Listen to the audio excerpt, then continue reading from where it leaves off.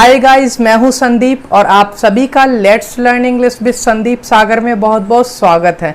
जैसा कि आप सभी को पता है कि हमारे चैनल पे स्पोकन इंग्लिश सीरीज चल रही है 40 डेज की और आज डे 5 है गाइस। आज हम जानेंगे इट के कुछ यूजेस के बारे में कि इट का एक प्रयोग हम लोग कहाँ और कब करते हैं।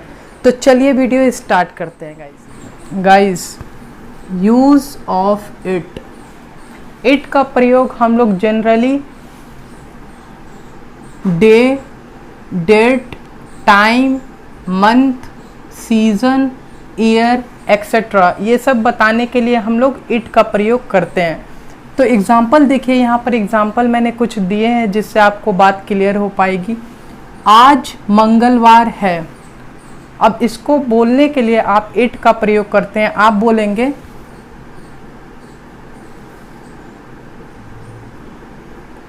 इट इज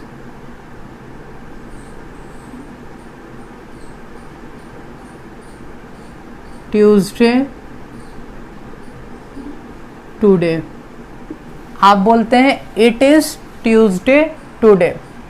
अब सेकेंड एग्जाम्पल है गाइस, जून का महीना चल रहा है। आप बताते हैं जून का महीना चल रहा है, तो इसके लिए आप इट का प्रयोग कर सकते हैं। आप बोल सकते हैं सिंपली इट इज जून। या फिर इसको बताने का एक और तरीका है गाइस, आप बोल सकते हैं जून इज गोइंग ऑन। आप दोनों में से किसी एक का प्रयोग कर सकते हैं। या तो आप बोल सकते हैं इट इज जून या फिर जून इज गोइंग ऑन। हमारा अगला एग्जाम्पल है, मैंने डे 1 में आपको बताया था गाइस कि हाउ टू टेल टाइम आपको पढ़ाया था और टाइम बताने के लिए हम लोग हमेशा इट का प्रयोग करते थे। तो यहाँ पर भी आप बना सकते हो इसको 2 बज गया है। आप बोलते हैं it is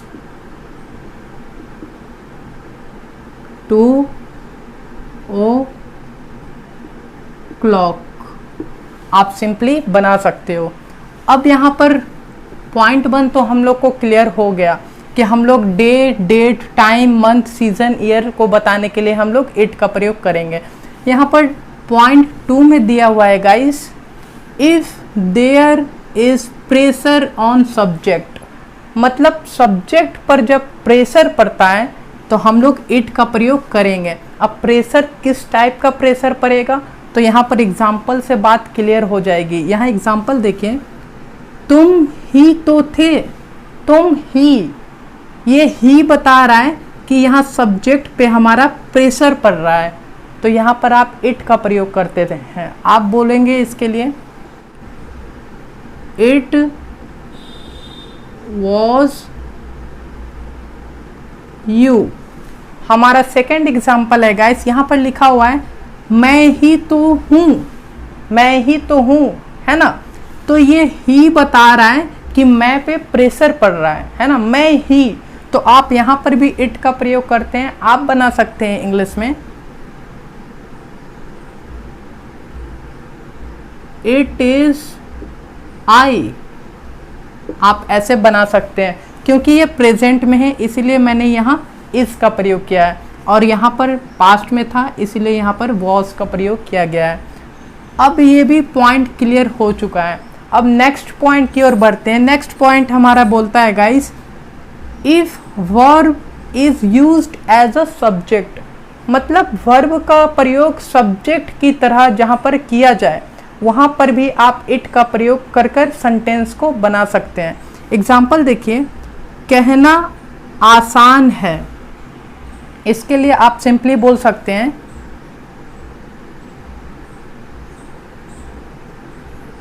it is easy to से। इट इज इजी टू से आप बोल सकते हैं कहना आसान है के लिए। और हमारा अगला एग्जाम्पल है गाइस, करना मुश्किल है। इसके लिए आप बोलते हैं it is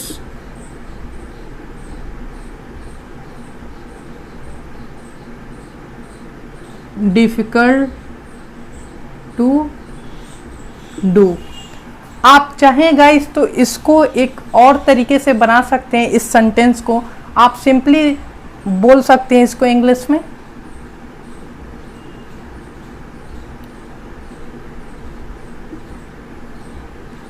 saying is easy. क्योंकि हम जानते हैं गाइस कि जब भी हम लोग वर्ब का प्रयोग एज अ सब्जेक्ट करते हैं, एज अ नाउन करते हैं, तो वहाँ पर हम लोग इसको जेरेंड भी बोलते हैं। तो आप ऐसे भी बोल सकते हैं सेइंग इज इजी, है ना। तो इस तरीके से आप इट का प्रयोग करते हैं। ये हमारा क्लियर हो गया। आप इससे रिलेटेड कई सारे सेंटेंसेस बनाएं। आप ज़्यादा से ज़्यादा कोशिश करें कि सेंटेंसेस बनाने की, और मैं आपके लिए प्रैक्टिस एक्सरसाइज लेकर आता रहूँगा। यहाँ पर देखिए नंबर 4 पॉइंट है। यहाँ लिखा है गाइस बेकार है या फिर कोई फ़ायदा नहीं। अगर हिंदी के वाक्यों में ऐसा कुछ आए या फिर बेकार है या कोई फ़ायदा नहीं, तो यहाँ पर हम लोग नो यूज़ का प्रयोग करते हैं। एग्जाम्पल की मदद से बात अच्छे से समझ में आती है। एग्जाम्पल देखिए, वहाँ जाना बेकार है। इसको आप इंग्लिश में ट्रांसलेट करते हैं तो यहाँ पर भी आप इट का प्रयोग करते हैं। आप बनाएंगे इंग्लिश में it is no use going there. यहाँ पर आप आईएनजी फॉर्म का इस्तेमाल करोगे गाइस। यहाँ पर आप बोलेंगे गोइंग, यहाँ पर टू गो नहीं बोलेंगे, यहाँ पर इन्फिनेटिव का यूज़ नहीं होता है। यहाँ देखिए दूसरा एग्जाम्पल है, उसे समझाना बेकार है। तो इसके लिए आप इंग्लिश बोलते हैं it is no use making him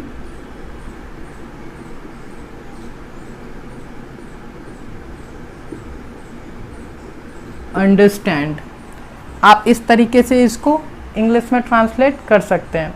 हमारा लास्ट पॉइंट है गाइस इट के लिए, if there is confusion in sex. मतलब लिंग में, मतलब लड़का है या लड़की है, हम लोग को कंफ्यूजन हो रही है, हम पहचान नहीं पा रहे हैं कि सामने वाला मेल है या फीमेल है। ये अक्सर पक्षियों और जानवरों में होता है गाइस।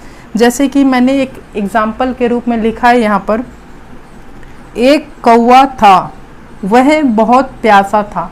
अब कौवा मेल है या फीमेल ये हम लोगों को नहीं पता है, तो आप यहाँ वह के लिए इट का प्रयोग कर सकते हैं। आप इसको इंग्लिश में ट्रांसलेट करते हैं guys,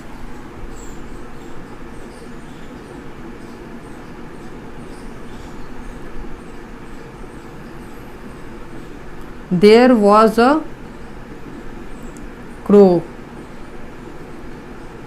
it was very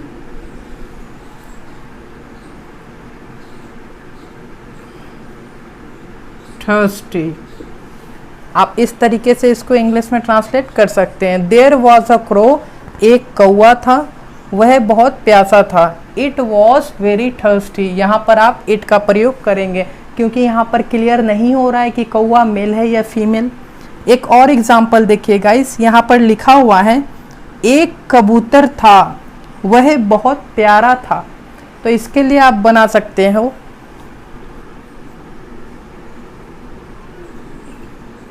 there was अ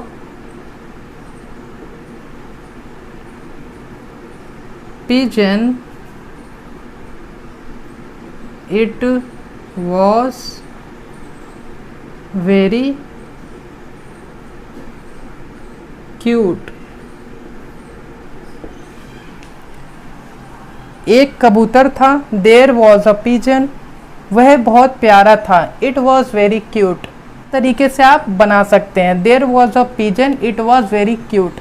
तो ये था डे 5 गाइस। हमने सीखा कि इट का प्रयोग कब और कहाँ करते हैं।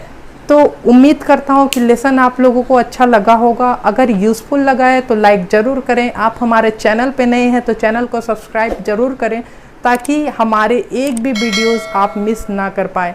मिलते हैं अगले लेसन में एक और यूज़फुल वीडियो के साथ। तब तक के लिए जय हिंद।